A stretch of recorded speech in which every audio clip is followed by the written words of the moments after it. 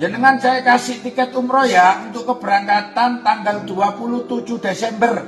Kalau boleh yang berangkatnya Ibu Argi gimana Bapak? Ibunya panjenengan? Ibu Bapak? Ya nggak apa-apa. Terserah, itu kan rezekinya panjenengan. Mau dikasihkan ibu boleh. Rezeki Argi petugas KAI dapat hadiah umrah gratis dari polisi, beri kesempatan ke ibu berangkat.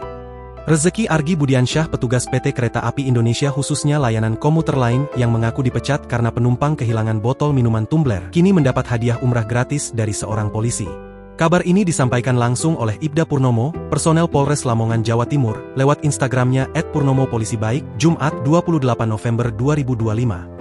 Buat Mas Argi yang kemarin menemukan tumbler, izinkan saya Pak Purnomo dari Polres Lamongan Polda Jawa Timur bersama Travel Zam-Zam Amanah memberikan hadiah umrah yang insya Allah keberangkatan di bulan Desember. Mas Argi tetap semangat, rezeki itu Allah yang atur, mudah-mudahan panjenengan sehat dan bisa melaksanakan ibadah umrah di Tanah Suci, kata Ibda Purnomo.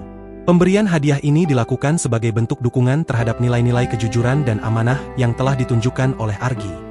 Kami sangat terinspirasi oleh tindakan Mas Argi yang jujur dan amanah. Semoga hadiah umroh ini dapat menjadi berkah dan motivasi bagi Mas Argi untuk terus berbuat baik. Jika beliau berkenan akan berangkat umroh bulan Desember akhir tahun 2025, tulisnya.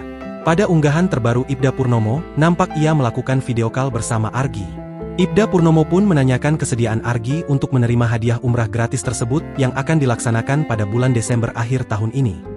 Mendengar hal itu, Argi pun menerima dengan baik hadiah yang akan ia terima, namun ia sempat mempertanyakan apakah kesempatan tersebut bisa diberikan ke ibu kandungnya. Saya bersedia Pak, tapi mohon izin, kalau boleh yang berangkatnya Ibu Argi gimana Pak? Tanya Argi. Ibda Purnomo menanggapi permintaan tersebut dan bersedia memberikan kesempatan umrah gratis itu kepada Ibu Argi.